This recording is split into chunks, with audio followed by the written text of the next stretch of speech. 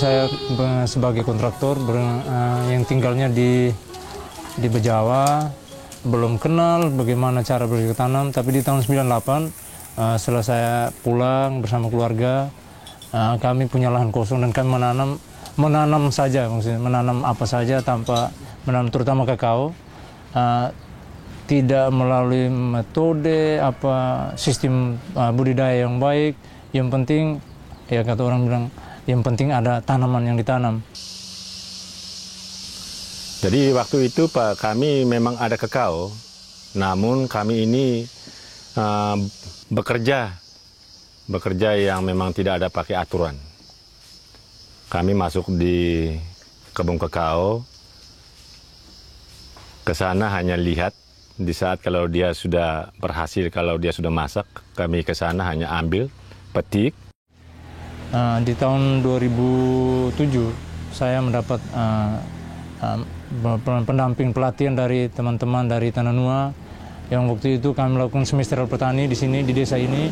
Saya juga salah satu petani yang diundang untuk mendapatkan materi-materi tentang kakao. Dari situlah baru saya sedikit mengenal bagaimana teknik budidaya kakao yang baik, sistem menanam kakao yang baik, panen yang baik, dan juga menjualnya.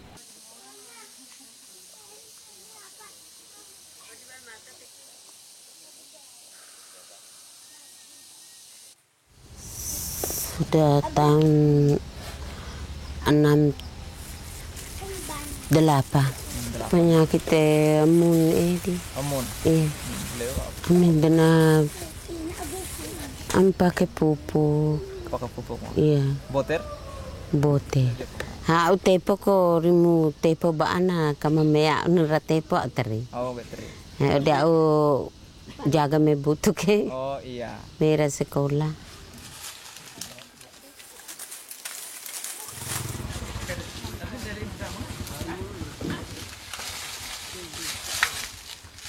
Kalau waktu umur muda dia hasil bagus, setelah dia umur tua itu ibu hasilnya kurang.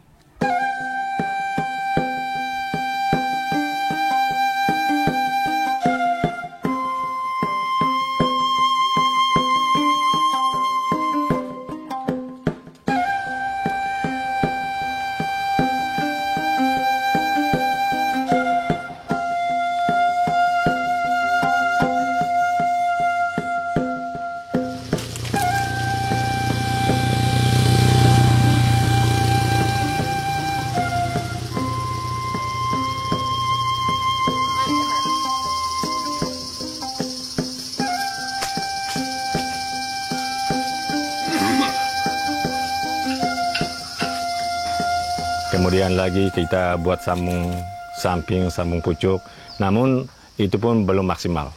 Nah, hasilnya belum bagus, sementara proses kami kerja. Hanya ada perbedaan. Perbedaan itu ya setelah kami buat, buahnya juga sudah ada bersih. Nah, buah hitam juga memang semuanya sudah tidak ada lagi. Berbeda dengan kebun yang ada yang belum, yang pekerjaan seperti dulu. Nah, itu memang ada punya perbedaan seperti itu. Jarak sekitar 75 cm, lalu gali lebar itu lawan sekitar 40, lemah baun sekitar 40, lalu kemudian kita alin dari lemah sabe, ku kaut nimun sabente, roh nimun kita butuh kita bongkar nimun baun, kita orok le saben kita vihi, lalu kemudian nukeran ketika saben kita nahavihi, kasapan nemu olan. Mulan binorangan ete, mulan ita mai pok le pupur, lalu kemudian ita vihi baum. Ita vihi ita nekertiang le dagan separuh, ita campur bate, naram promi.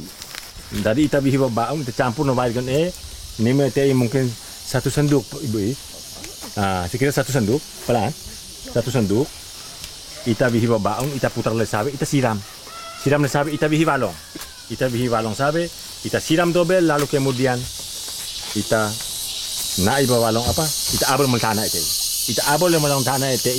Ini batasnya 1 bulan ya Pak? 1 bulan dia akan hancur. Dan hancur ini barang dia jadi pupuk. Oke, Ade Jus, barangkali Anda menjelaskan kepada kami tentang kira-kira apa manfaat dari rorak dan kenapa harus capek-capek gali lubang segala macam. Manfaat pertama itu mengembalikan unsur hara yang hilang. Dan yang kedua, di dalam rorak ini bisa memberikan unsur hara untuk tanaman, dan di mana di belakang saya ini tanaman sudah begitu banyak menghasilkan produksinya, dan sampai sekarang tanaman ini masih tetap hijau karena hasil dari sambung rorak. Berarti Pak, kakao yang ini buahnya bagus karena akar yang kakao yang di situ itu dia ambil makanannya di sini Pak ya. Di rorak. Karena rorak ini dilihat dari ujung tajuk daun. Di mana tajuk daun itu berada, di situ ujung akar. Jadi ujung akar itu berfungsi untuk menyerap unsur hara seperti yang di dalam tanah dan dibantu oleh air untuk mencerna. Setelah menerima sekolah lapangan, peserta atau para petani langsung karena sekolah lapangan ini langsung di kebun contoh, jadi petani langsung mempraktekkan seperti sambung sampit dan yang lain-lain. Dan kami dari pemerintahan desa mendukung kegiatan ini, salah satunya dengan masuk di APBDes, membantu di pemberdayaan itu pengadaan bibit kakao bagi para petani.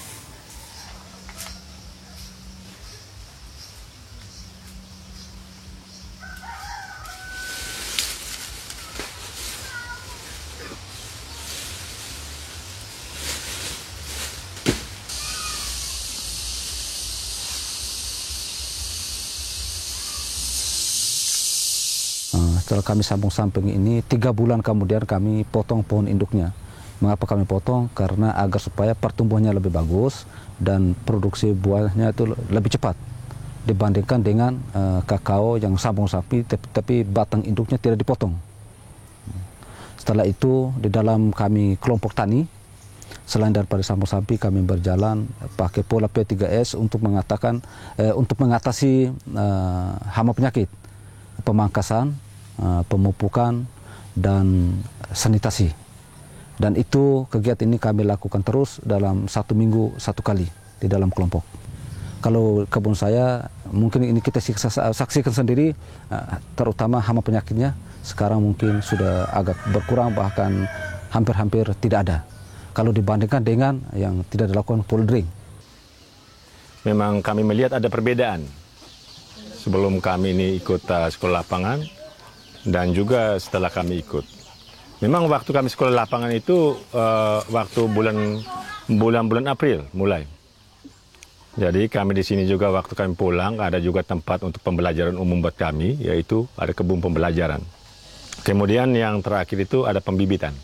Nah, ternyata yang sekarang kami jalankan itu pembibitan yang sekarang kami sudah buat, dan ini secara kelompok yang sekarang memang sudah ada di sini itu sekitar 1.200-an.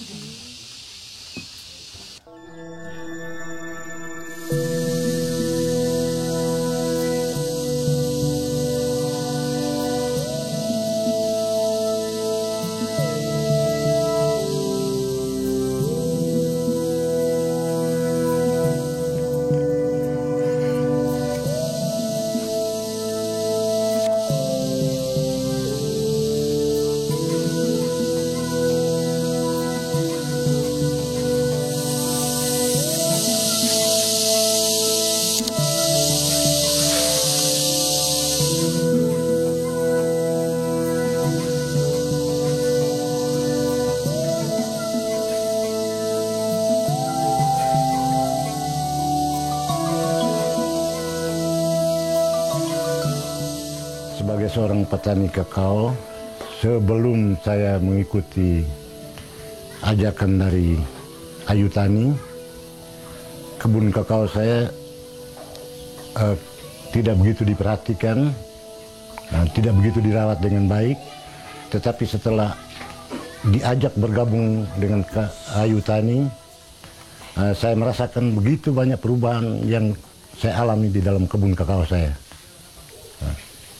Dengan kesempatan-kesempatan yang diberikan oleh VECO untuk mengikuti sekolah lapangan, juga magang ke Maumere dan berbagai tempat, dan kembalinya saya terapkan di kebun saya, maka perubahan itu jelas saya alami dan hasil produksi saya akan meningkat.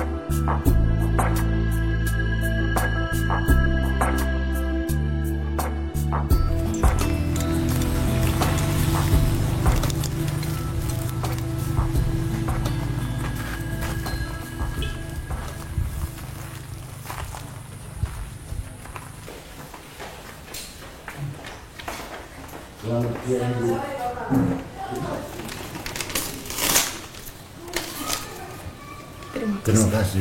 Sama-sama juga. Karena kita ini koperasi di desa, lalu satu dua hal yang kita alami setiap hari, bagaimana kita bersosialisasi dengan kondisi sekitar, bahwa kita fokus kepada pemasaran bersama komoditi, dan fokus kita waktu itu sebenarnya 4 jenis komoditi, berdasarkan potensi yang ada di wilayah ini: kakao, mente, kopra, dan kemiri. Tapi kemudian kita sudah 1-2 tahun berjalan, kita hanya baru kakao dan mente. Dari perhitungan kita saya ngomong 1 tahun terakhir ya. Kalau tahun kemarin, akhir tahun itu keuntungan kita seperti 4 jutaan. Tapi tahun ini sampai dengan kondisi bulan terakhir kemarin, itu 32 juta ya. Sampai dengan bulan Agustus kurang lebih itu 32 juta. Saya belum lihat nanti sampai dengan kondisi terakhir, apa dengan penambahan itu dan 1-2 biaya itu, pendapatan bersih kita itu menjadi menurun atau meningkat, itu saya belum cek ke teman-teman itu untuk kondisi terakhir hari ini. Sebelum ada pelatihan, kami jemur di tanah. Setelah ada pelatihan, posisi penjemuran itu sudah mulai rubah. Dibuat dengan tenda. Kalau yang begini, mutu yang begini nih 17.000. 17.000. Iya, di sini. Iya, di sini. Kalau dibandingkan sebelumnya, yang kalau dijemur di bawah itu dikasih berapa? Kasih 10.000. Kasih 10.000.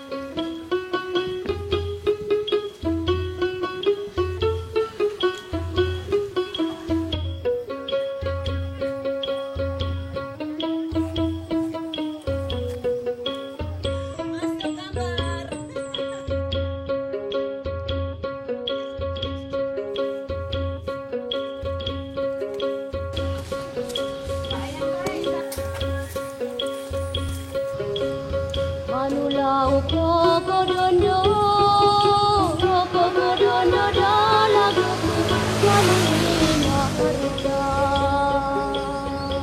selama 3 tahun ini kami sudah bekerja sama dengan pemerintahan kecamatan, pemerintahan desa, dan juga dengan pemerintahan kabupaten, khususnya di dinas koperasi. Di pemerintahan desa kami bekerja sama dengan kepala desa. Terus dari kepala desa itu dengan dana yang dimiliki oleh desa, kita juga sudah sepakat untuk membeli kakao dan membangun semacam kebun percontoh di masing-masing desa.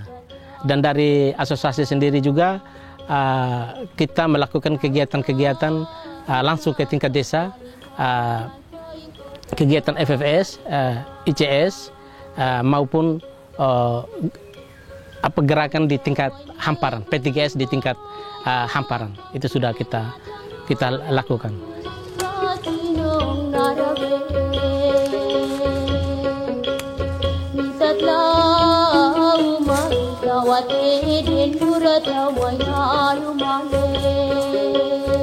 Dan dari kebun sendiri, dan saya merubah kebun dari kakao lokal menjadi kakao dengan jenis-jenis klon unggul. Saya juga bisa menjual entrisnya, juga bisa menjual biji-biji kakao dari klon-klon unggul juga, dan juga menjual buah kakao. Buah kakao untuk batang bawah itu dari klon unggul dijual dengan harga 2.000 sampai 3.000 rupiah per buah.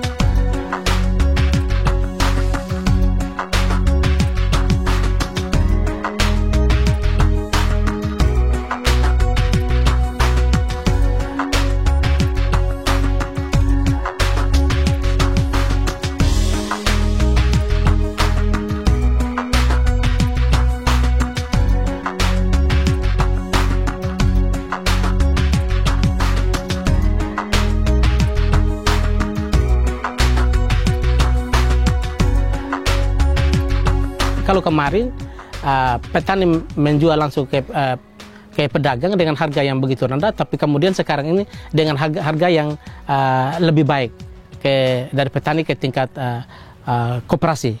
Kemarin tatkala kita belum bermain di bisnis ini, teman-teman pedagang kaki 5 ke apa istilahnya, pedagang kaki 3 ke apa istilahnya, itu mereka menetapkan harga sesuai apa yang mereka mau. Tapi kemudian setelah kita bermain kakao, itu menariknya. Untuk wilayah ini untuk sementara KI Sujantan menjadi penyangga harga. Siapapun pengusaha yang masuk di sini, tetap harga yang ditawarkan pasti tetap di bawah dari harga yang ditetapkan KI Sujantan. Sehingga untuk sementara saya melihat bahwa posisi tawar kita adalah untuk sementara petani semua menikmati betul bahwa keuntungan langsung mereka mendapatkan harga lebih tinggi dari siapapun yang beli kakao di wilayah ini. Nah, dari hasil-hasil kerja itulah, yang seperti ini yang Bapak lihat, yang saya tampung, yang saya simpan, nah inilah hasilnya, salah satu hasilnya. Hasil kerja itu. Ya, rumah meskipun belum jadi, saya juga cukup merasa puas karena dari hasil kerja keras menabung dari beberapa tahun, dari alih profesi itu sendiri, dari kontraktor yang jalan-jalan saja, pulang pergi tidak jelas, dan kembali ke petani, dan hasilnya seperti ini yang saya bisa buat. Pertama di bidang pendidikan. Saya dapat menyekolahkan anak-anak saya, anak sulung yang besar, ikut universitas terbuka dan sekarang sedang mengajar, dan anak yang kedua kuliah di Kupang di Politani. Ini tahun terakhir, tahun depan ya, selesai. Dan di bidang kebutuhan sehari-hari, kebutuhan rumah tangga, kita dapat memenuhi kebutuhan perlengkapan rumah tangga, memenuhi kebutuhan hidup sehari-hari. Karena di sini kami tidak mempunyai lumbung kami adalah kakao itu. Jadi jelas bahwa kami kehidupan kami benar-benar tergantung pada kakao. Pertama saya beli motor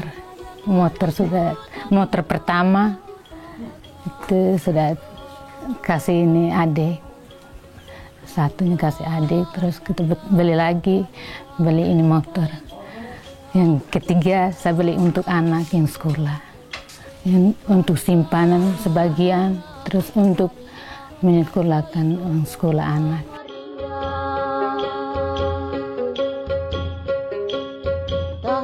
Madu